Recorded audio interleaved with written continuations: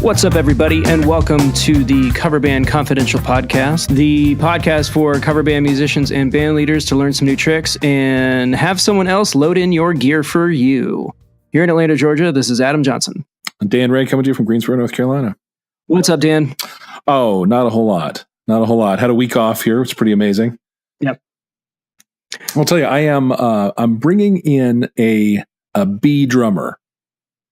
All right, so we're working subs in. And he's but he's gonna be my regular sub. He's not in a regular gig right now. He's available, and I'm just finding that it's very, when you've got a guy who's your guy and you're used to his groove. Yep. Another groove that is a perfectly acceptable groove is it's just hard to get your head around. Yeah, I mean, everybody's got their own kind of flair, and yeah, it definitely, it changes it's the heartbeat of the band. So I will say that playing to clicks kind of helps alleviate that to a certain degree. Yeah. But I kind of dig playing with new drummers because sometimes they'll put a different spin on something, and just hearing something new and exciting behind you can be fun. So yeah, there have definitely been moments of that, although there have also been moments where, like, I find myself saying, what he just did is absolutely fine, but it's not at all what I want. Like, how do I, squaring that in my head has been interesting this last week. Yeah, working people in can be a real exercise, and it just hopefully you find that you value your main guys more, instead of the other way around. When a sub comes in and completely outshines your main dude, then he's got problems. So that's right. Yeah, well, my drummer has very little risk of being outshone. He's pretty spectacular. Awesome. Yeah. Well, we started. Well, we didn't start. We're kind of in the throes of rehearsals for Fanny Pack Friday. Kind of been updating our promo material to include this whole '90s deal in our repertoire. So just kind of prepping for that. And I bought a couple new toys.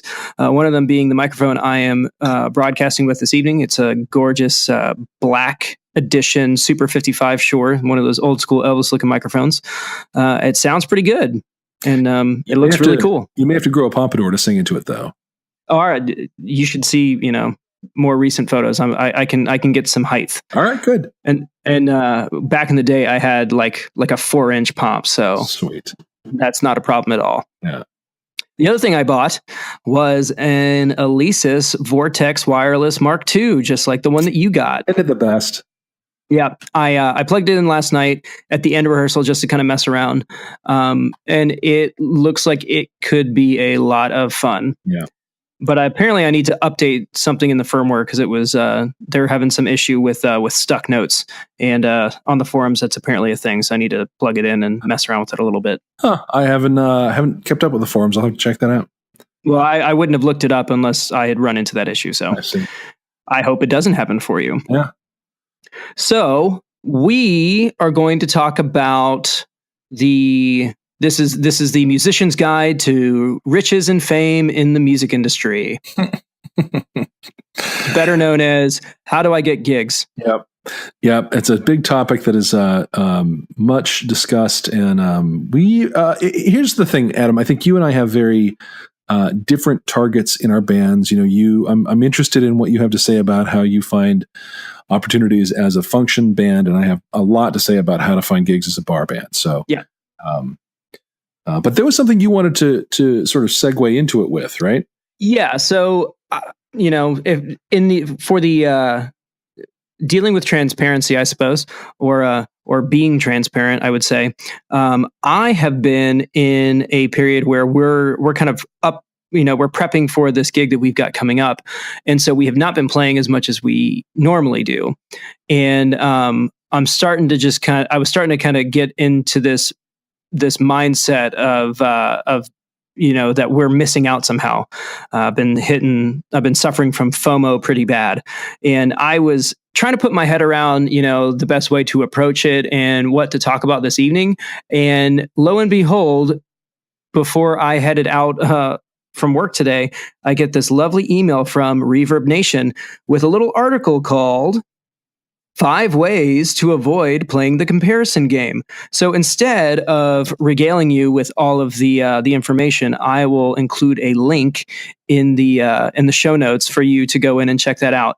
But basically, the main thing is that I was operating, in at least in this moment, in a scarcity mindset as opposed to an abundance mindset.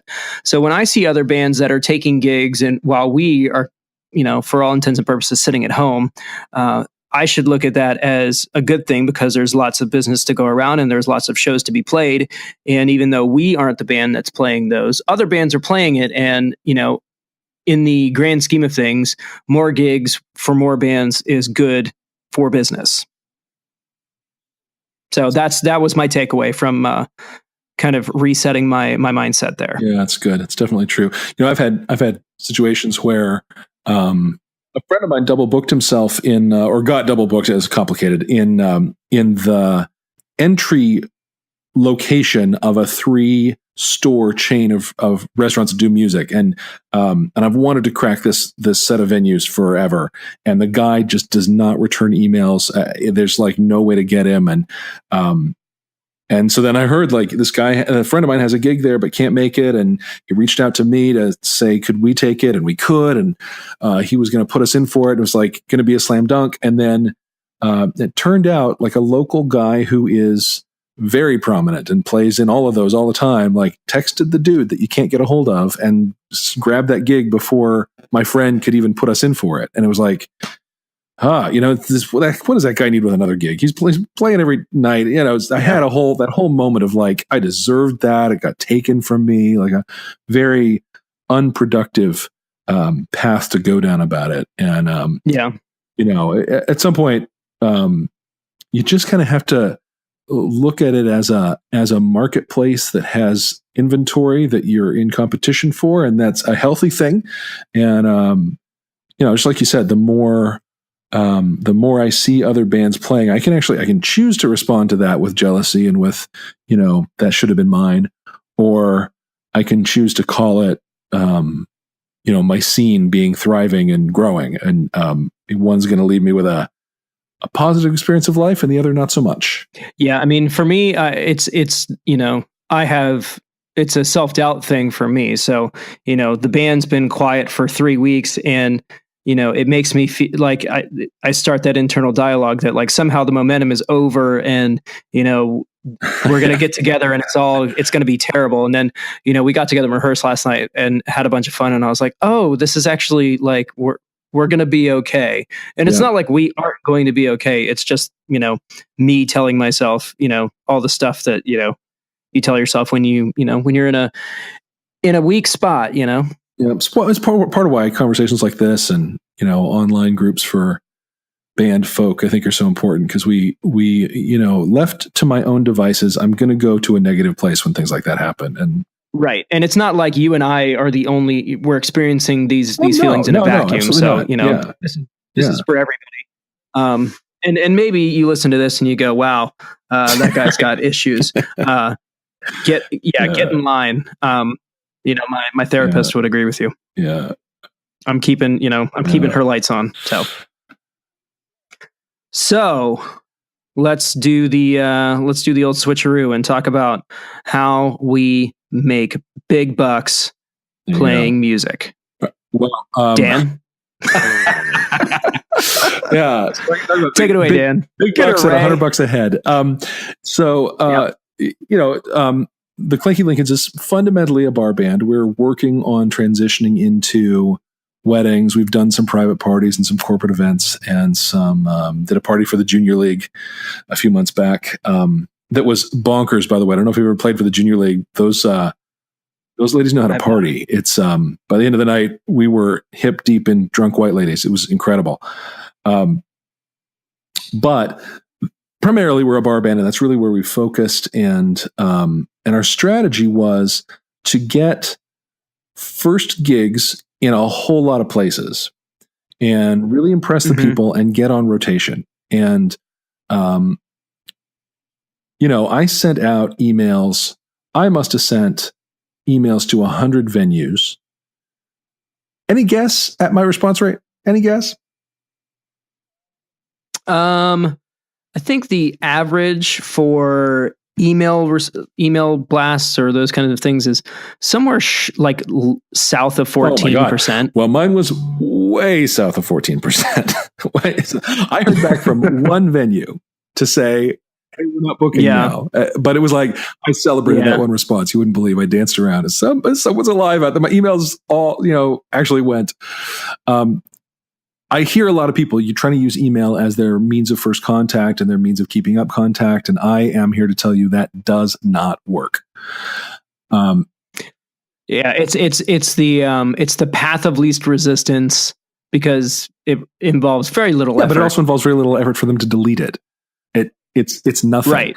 Now, we did get a gig because we walked into a place and the manager said, "Oh, you got to email. You got to email." And I was able to say, "Well, I did email. I actually emailed twice." He was like, "Oh." And suddenly we were in a conversation, right? Like he had something to kind of apologize for about not responding to my email, as if he ever did. I mean, but then he doesn't usually get confronted about it, right? So email is, I don't know. It might be an okay way to sort of stay not in the very dustiest part of their mind, but you cannot think that you're moving the conversation forward if you email. Yeah. I think email does serve a place because as far as engagement goes, in digital form, it is still king. All the statistics. I mean, I work in an organization that utilizes email campaigns pretty extensively, and the metrics do back that up. But it's by no stretch, a replacement for, one-on-one personal communication. And I should be clear. I'm talking specifically about emailing venues to talk about gigs, right? I have an email list that is fans, and we neglected it for quite some time. It's not as big as I'd like it to be, but I mean, our open rate is in the high 70s, which is very, very good for these sorts of things. I put a lot into each email. I don't send more than one a month, and I make it really fun and really great. And I include a lot of sort of insider stuff. When we moved practice spaces, I documented all of that, made a little video of it, and sent it out on the mailing list. And that's the only place I put it. So I try to have it be exclusive kind of stuff that goes out to those guys. And then, if I leave a show without getting 4, 5, 6 email addresses, shame on me. That really is, I'm really focusing on that in terms of people who might come to gigs. And I think that's very powerful. I've never gotten any traction emailing to book a gig. I just don't think that's a winner at all. The thing that we have found works is to show up in person. And I made a very nice flyer, a two-sided legal size thing that has great pictures of us and some samples of out of our set list, and it's well designed and well put together. And that's better, by the way. Having a flyer is better than a business card because it's awful easy to just tuck a business card away and never think about it again. And this flyer is kind of awkward. It's legal size, right? So it doesn't even fit in your binder right. It doesn't. You have to they have to deal with it, and I want them to have to deal with it. Right. I mean, it's gonna sit on the bar because there's nowhere else for it to go. So they're gonna be forced to look at it more than once. It sticks out of their book, and they have to flip past it. Yeah, I want it to be a little. I want it to be in their face. I don't mind if it's annoying them a little bit. That's okay with me. And I have gotten our very first 2 gigs we booked. We literally walked into a place that I knew occasionally did music, but not all the time, and waited out the manager until he got done doing managey stuff. He made us sit there for about half an hour until he came over and talked to us. And typically I do this with Justin. We do this in pairs, just because it's easier to keep your spirits up. It's a little easier to sort of play off each other and keep the energy up. But we literally booked 2 dates there with a guy who'd never heard us before, and we actually hadn't played out yet. On the strength of our marketing materials, he looked at that thing and he said, "Man, nobody's doing this." Like he could tell we were serious. He could tell we were putting something into it. We weren't just guys in a garage, and it really made a difference. It booked us our first 2 gigs, and it continues to. When we walk into a venue and find the decision maker, which is crucial, and show that. Yeah, you can waste a lot of time showing up to a bar and not knowing who to talk to. or when they work. Yeah, no, listen, I have found that Saturday afternoon at about 3 is the golden time to do this because lunch is over, dinner hasn't started yet, it's pretty quiet in there, and I find that a lot of bar managers work on Saturdays. So that has been our successful time.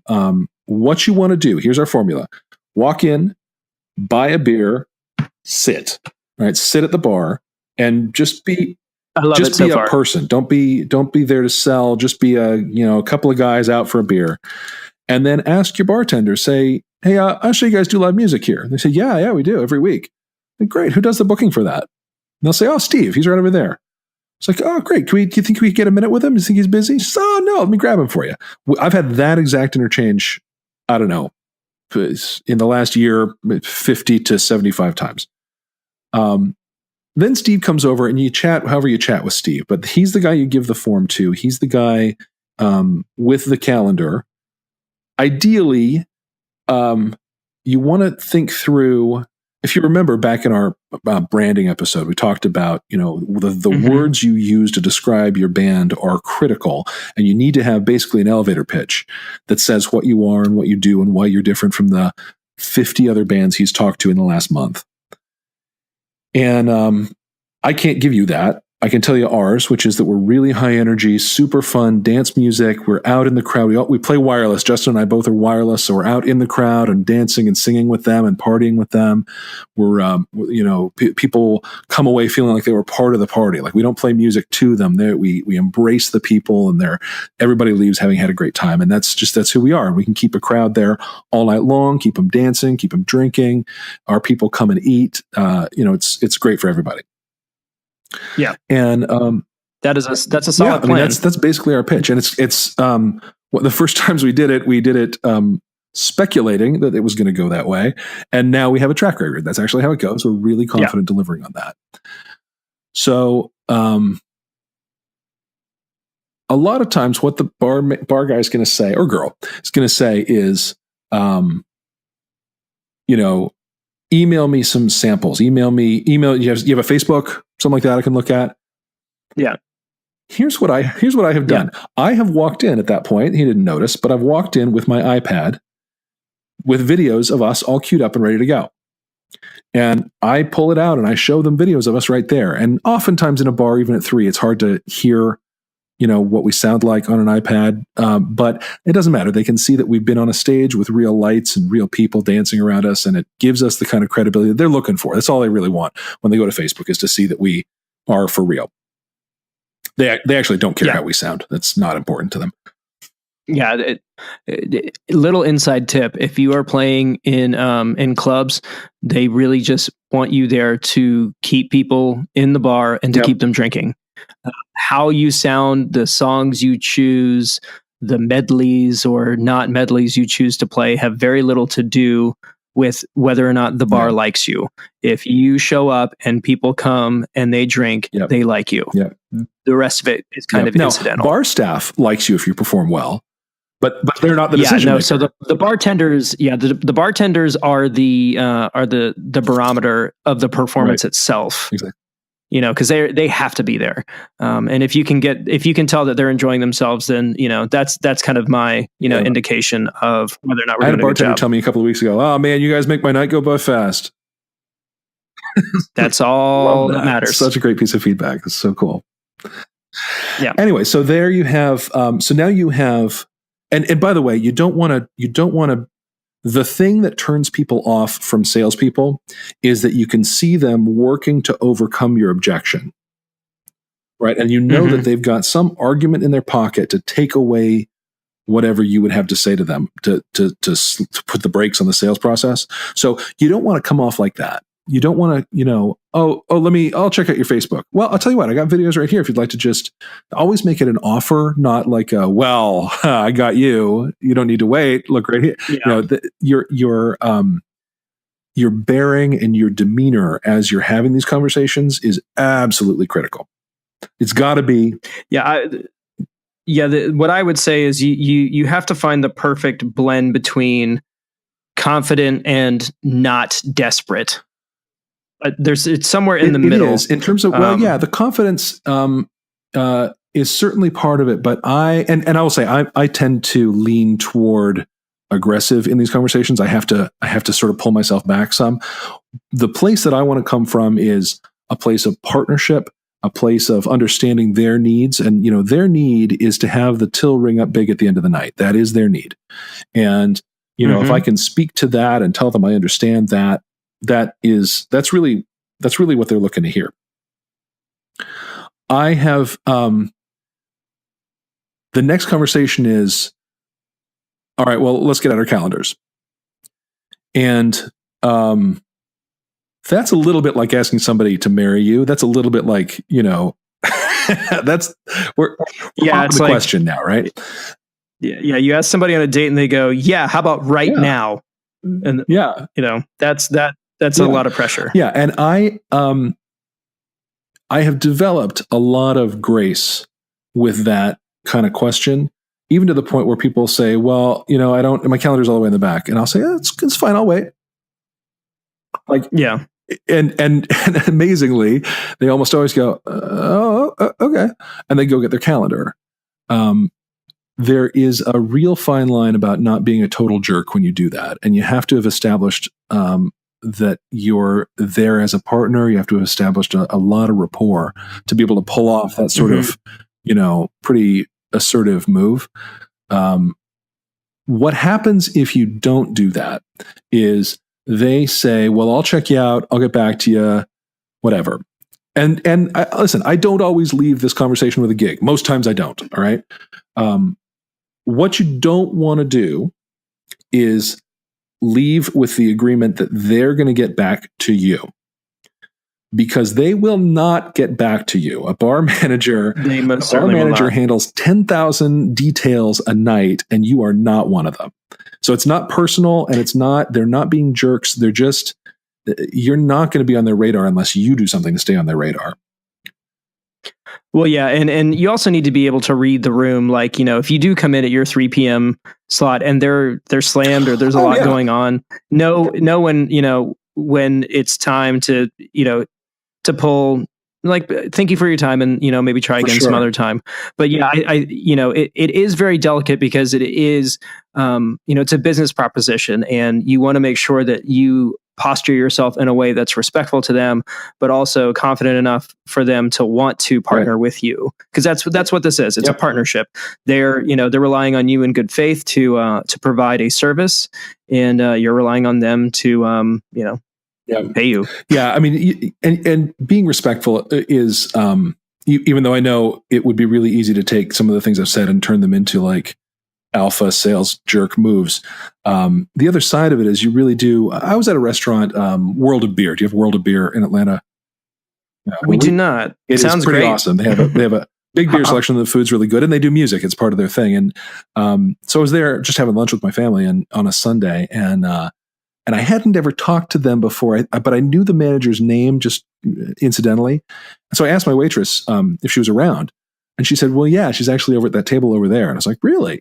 She said, yeah, it's her day off. I was like, okay, I'm not going to bother her on her day off. I want to talk to her about my band being here, but we're not doing that while she's here, like eating with her family. We're not doing that today.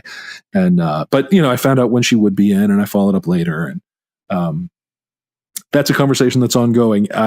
You're going to have some conversations that are going to take a few contacts and a few tries to reach and a few calls back, hopefully, and that sort of thing.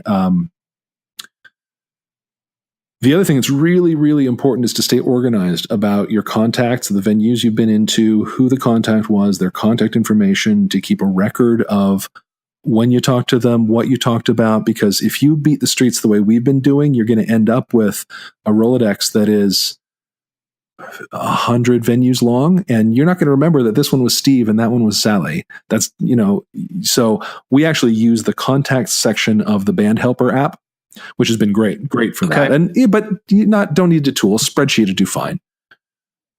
Yeah. Just some sort of CRM system, just to maintain you can do records. It on paper if you want, but don't count on your memory. That won't work.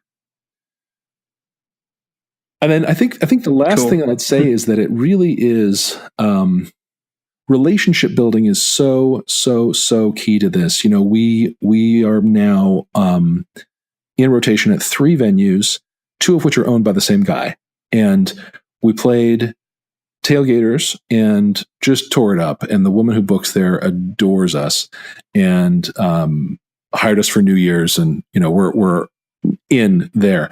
And she made darn sure that the owner of both places, Brian, was there the second time we played.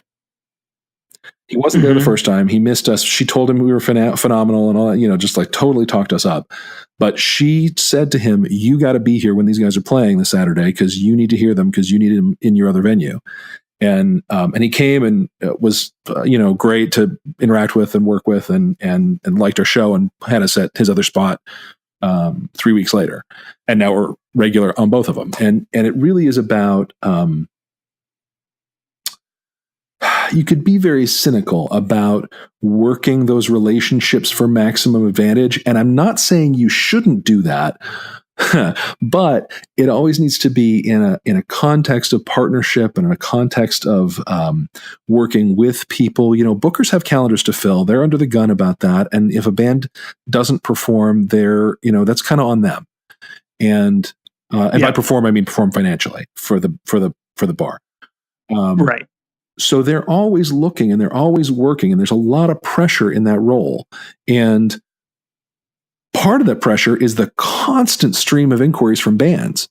So not only do you have to stand out, you want to stand out in a way that speaks to what they're dealing with, which is, I got a boss who is, always looking at the numbers at the end of the night when we have music and assessing me. And I got this flood of people who are totally untested, and I don't know if I can trust them. And so how do you be the band that comes in and says, look, I'm the solution to that whole problem? Yeah. And being able to deliver the goods on top of it. Well, you better be. If not, you're the solution to that problem once, but you're not coming back. No. Yep. Yeah. Good so stuff. That's I'm looking to see if there's anything else I want to say about booking at bars. Some places just aren't right for your band, and you should not waste time on them. Yeah. We definitely have some places where live music is definitely popular at those spots, but we don't provide the kind of show that their clientele is interested in.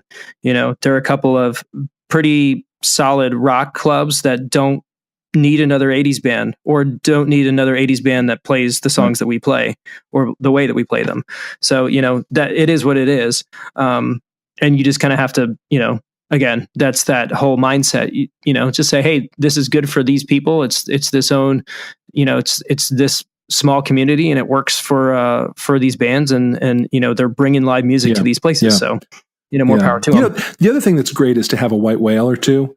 There are a couple of places that I have really wanted to play. There's a bar called Sawmill that is just a hole in the wall. It's in a strip mall. You'd never know that lurking inside there is one of the best live music audiences in the region. And if you went in, before the band started and looked around, you'd be like, this place? But honest to God, they're the most fun to play for. I've never played there, but I've been in the audience many times when bands I love to play it, and the feedback that what I've seen in the room and the feedback from those bands has been like unbelievable place to play, and they tip like crazy. And we got a gig there, and we're very excited about it, and really want to parlay it into a regular thing. There's a venue that just opened in Winston-Salem called the Ramcat, and I don't know the story behind that name, but it's a very large club. It's 2 stories. Like, as you play on the stage, you're looking at a ground floor that would standing probably hold 500, and a balcony that would be another 350. And cool. They're going to have, and are already having, pretty major touring names. I mean, if you're playing somewhere short of a stadium or a big theater, this is where you'll be. They had Blues Traveler in there. Wow. So those kinds of names. And I'm clear we will never be a headliner there, but it is my white whale to be an opener there. I want to open for somebody cool. And we'd be a killer opening act. We can get a crowd going. So, getting in touch with those guys and talking with those guys about that, So far, we have not found exactly the person to light that conversation on fire. But it's great to have some like bucket list locations that you can just keep an ear out for opportunities, and somebody knows somebody and can connect you. And that part of this whole thing is really fun for me. I really I like the sales aspect of it, and I know there are a lot of people who I say sales and they start to retch. And I get that, but you want to think of it just in terms of what are you building, what kind of community are you putting together, what kind of scene are you putting together, and how are you being a prominent part of that. Well, and also, what goals are you setting? I mean, if this is something that you take seriously, you should look at opportunities and find things to aspire to. There's a list of venues that we would like to do events at. We got real close. There was an event that we were in the running for. We ended up getting it, and it was going to be at the Roxy Theater, which is at the new Brave Stadium. And we ended up, like I said, playing the gig, but they moved the venue because it was cheaper to do it at an adjacent venue that had more to offer the guests than just a big honking stage. So we still got to play, but it wasn't, it was just next door. But it was still cool, and it's still attainable. It's on the list. But there's a handful of those, and it's important to set goals. And have something to strive to, because it keeps you hungry. It keeps you focused. Yep. Good stuff. All right. Well, so talk to us then about functions and events and the kind of stuff you guys do. So you're not going to like this answer, but the way that we typically, let's start from the beginning. This band kind of had its genesis as a bar band, playing Wild Wings. We played a few. We were playing all up and down Tennessee and Georgia and South Carolina in this region. And while that was happening, I was also I was doing sub work for Yacht Rock Review and Yacht Rock Schooner. And at some point, they got so busy that they actually created their own agency called Please Rock. So it got to the point where I had the lineup pretty solid and was just kind of ready for the next step. So I set up a meeting with one of the main guys, and I just went over to his house and I was like, "Look, you guys, doesn't seem like you guys have an '80s band. I think we can fill that spot. We'd love to work with you." And they said okay. And we basically made the jump to private events like that. Before that, though, while playing these public events and these bar gigs, we were booking weddings because, we played a show and a couple came up to us and they were like, "Do you guys do weddings?" And I was like, "We do now." And we booked that date. And it's funny, talk about full circle. Today is their fourth wedding anniversary, which is the first wedding we ever did. And that's one of the things we mention on stage. One of the other things that we do when we play public events is we tell people that we play private events. And we, our running joke is that we've got a 100% wedding success rate. So every wedding we played, they're still married. It's a good, we've got a good track record as far as that goes. Yeah, it's important. But we went from doing public stuff to private stuff, and we did exclusively private stuff for a while. And when we started doing that, we got business cards and we just started handing them out. Because what's going on is if you're playing a private event, it's a lot of it's two kinds of things. It's either, it's a corporate thing and it's all, one group of people who work at the same place, but maybe they've got a birthday party coming up or they've got some sort of event that they want to, they may want to band at. The other one is, things like conventions or weddings where it's a bunch of different people from a bunch of different places. And so, those tend to be the more lucrative opportunities because, you give out your information and, it goes places, it goes, to different states and it goes to different companies. And, sometimes, not sometimes, a lot of times those turn around and drum up business. The other thing that we just did is we sent out a big email blast to our mailing list and our contacts. And we actually picked up a lead this morning from the email that we sent out yesterday.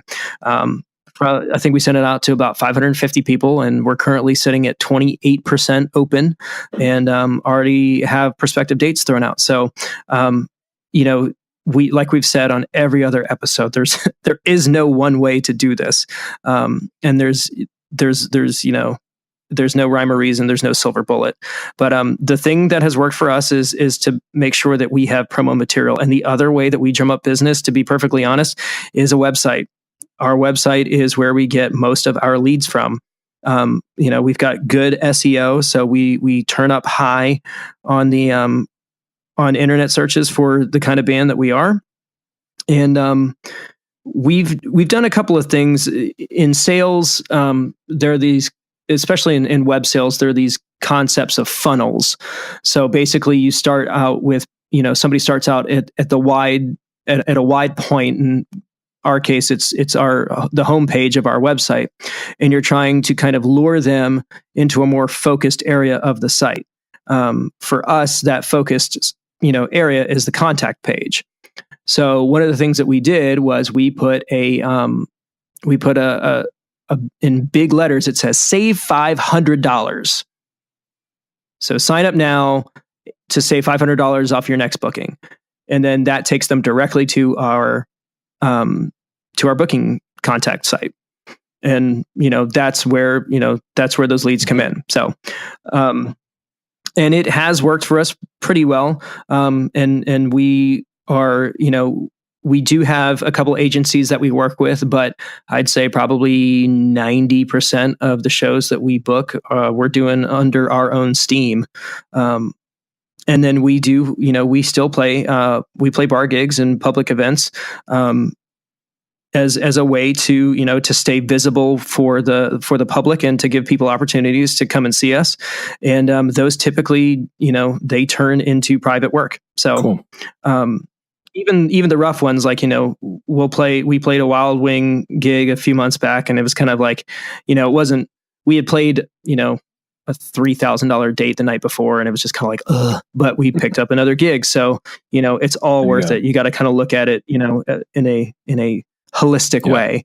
The low paying gigs can begat bigger paying gigs and that kind of stuff. So, the Junior League show that I mentioned a few minutes ago, the woman who organized that actually reached out and inquired about us doing a wedding last week. So, yep. Yeah, every gig should parlay into the next one. Yeah, the one that we did about a month ago, we did an event for the Georgia Trial Lawyers Association. Nice. That was at the Ritz. It was a fancy event, and it's a bunch of lawyers from a bunch of law practices all over the state. And typically what happens is we start getting calls around the holiday season. Are you guys available? And we do, we're doing their Christmas parties for roughly what we were making for that gala. It's awesome work. And, we just kind of lucked out in those, somebody knew us and recommended us, and we did a good enough job, and they've hired us, the second year they've hired us, and maybe they'll have us another year, or, that we might have hit our grace point, and we'll be on to the next one. But it's all good. Yeah. Good. And then how about GigMasters, Gig Salad, Thumbtack, all those sorts of things? How do those do for you?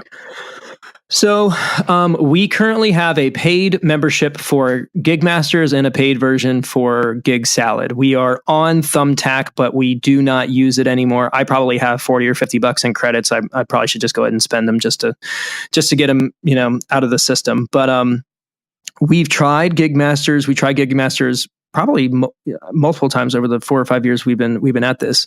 This year has been the first year where it really has paid off. We've grossed somewhere north of 10 grand this year on GigMasters. And really what it was is we just we kept plugging away, and we got one booking. And when we got the first booking, we got a great review. And that one begat another one. And that gave us another great review. So it gives you a little bit of momentum, and it establishes you on the platform. The one thing that we struggle with, and I think a lot of other bands struggle with on that platform, is that we are not a bargain basement product. Right. And I've talked to, prospective clients, because one of the things that we typically do is we call the contacts after we submit our pitch. A lot of bands don't do that. And most of them, if they end up going with somebody else, they'll be like, an 8-piece band with a horn section said they'd do it for $800. And I'm like, I won't compete with that. I could compete with it, but I choose not to. Yeah. And the same goes with the bar gigs. We will typically play a gig for a venue at the agreed upon price the first time, but we will negotiate in the future. And some venues, that means that we don't play there very often, but I think that's one of the, a lot of people ask, hey, how do you get to a certain price point? And the fact of the matter is that you set a price and you stick to it. So, we played a gig at a bar around here, and, we crushed it. We gave them the top dollar experience with our show, and they're like, we'd love to have you back. And I said, we'd love to come back, but unfortunately, saying yes to you means turning down private work, and we're making X amount doing these private events, and we really can't do this for less than the price that we said. And he said, we can't really do that right now. We'll have to get back to you. And it sat for 8 months, and we were busy. It wasn't that big of a deal, but 8 months later, he emailed me back and he was like, we're ready to do this. Here's this is agreed upon price. Let's go ahead and book some dates. And we've been back. So, sticking to your guns, and sometimes, saying no to work can work to your advantage. Yeah. It's kind of a weird question. How do you get to a price point?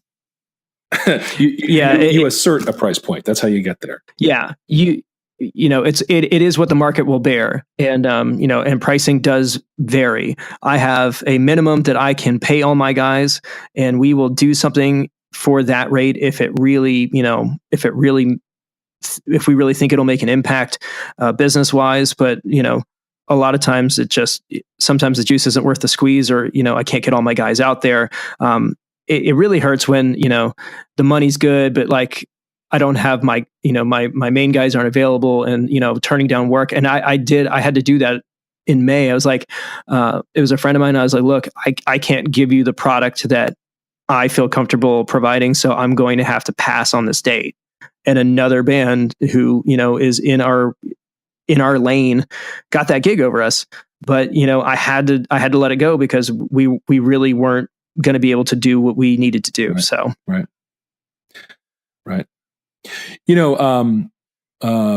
Just because we brought it up, Thumbtack recently changed their whole billing and pricing model. Did you see that? Mm-hmm. Yeah. Now I actually have, it's 40 literal dollars as opposed to 26 credits or whatever. That. They stopped doing credits and started doing dollars, but they also, historically used to be, they charged you for every quote you put out. Mm-hmm. And now they don't do that. Now they charge you only for quotes you put out that the customer actually responds on. Gotcha. So does that mean they can open the quote, but if they don't call you or respond to it, it doesn't count? That's right. That's right. And before it was, if they didn't open it, then after 48 hours, they get credit. Exactly. And that's still that. Yeah. They don't even charge you now. It's only when somebody responds. And I think it used to be, I know for me, when I was getting charged for every quote I put out that the person looked at, man, I was so freaking selective. I was really careful about it because I wasn't going to throw money away on something that was not going to be a fit or speculative quote or whatever. Well, and you had said that you had a really bad experience with a Thumbtack gig. Wasn't that correct? We had one bad experience and one fantastic experience. And batting 500 is whatever it is. But I think that probably they realized that their billing model was starving them for quotes. Yeah. And so ever since this change, I've been a lot looser about the quotes I've put out. And I actually, because the platform is what it is, you still only get responses from 1 in 6 or 8 or 10 or something like that. Because again, I'm like you on that kind of gig. I'm not going to compete at the bottom of the market. Nope. So I'm not responding to all that often, and that's cool. I'm happy to put out my template quote. It takes me 3 clicks and costs me nothing. So I like that change a lot that they've done. Hopefully, I have to give that a look. Yeah, I think it's better for vendors. Yeah, for sure. And I have used Thumbtack for other stuff, plumbers and landscapers and that kind of thing. It is a good platform to get jobs done. It's just, I think this new model is probably better. I just kind of opted out and, unsubscribed from their emails and stuff. So I haven't really messed with it. One of the other things that we have done as far as chasing down leads and going after stuff is I've hired an admin. The guy who does our front of house also is our administrative person who chases down most of the leads. Good. And basically the agreement that we have is that he gets, a flat rate for the gigs that he works on, but he also gets 5% gross of anything he books. So there are some gigs where he makes more than I do, right. Which is a good deal on his end. So, and worth it for you. Absolutely. If he could just buy a bigger car and take the PA, it would, that's really only the other pinch point that I feel is being the sole person loading in and loading out. Yeah. Well, he just needs to book a few more gigs. He can afford a car. Yeah. Fingers crossed. Yeah. It's a good talk. Very good. It's a topic I think we could do a lot of hours on, but sure. But I feel like we did a little more than just scratch the surface here. I think we got some meat on it. So yeah. Very good. And again, if you heard something that kind of piqued your interest, but we didn't dig into it, give us shoot us an email, coverbandconfidential@gmail.com. We'd love to hear from you. And also you can join the Facebook group. There's the page, but there's also a group that's a little more set up for discussion and that kind of thing. And we're always on there helping people out, and shout out to all of our new followers and members who have hit us up. Yeah. I showed Dan the specs after the Backtracks episode, but we were number 6 in the performing arts category of podcasts. So I appreciate all of y'all's support. It's been a fun ride, especially considering, 2 months ago or 3 months ago, we were doing this, by ourselves to no one. Last week I joked that, hey, we have nobody listening. Yep. Then that episode where I said that, we really had nobody listening. It was cool. Did you look at the geography part of the stats on that site? Yeah, it is almost entirely North America. We've got a few fans in the UK apparently. Interestingly, if you go back a couple of weeks, we were about a third of our downloads were in Australia. I don't know what to make of that, but good day if you're listening. Yes. I've got some friends at work who are Aussies, and they're wonderful people, and they say funny things, and I appreciate them a lot. They do. And also, English people, they say wonderful things as well. My father-in-law is British, and I can hear him, man, he could read the phone book. It's a wonderful speaking sound. It's very soothing. Yeah. Well, I think it's time to call it for this week. Here it is. If you want to pick a topic for us to discuss, shoot us an email again, coverbandconfidential@gmail.com. We'd love to hear from you. But that's going to do it for us this week. From Atlanta, Georgia, this is Adam Johnson. From Greensboro, North Carolina, Dan Ray. And you are listening to the Cover Band Confidential Podcast, episode 11. Have a great week.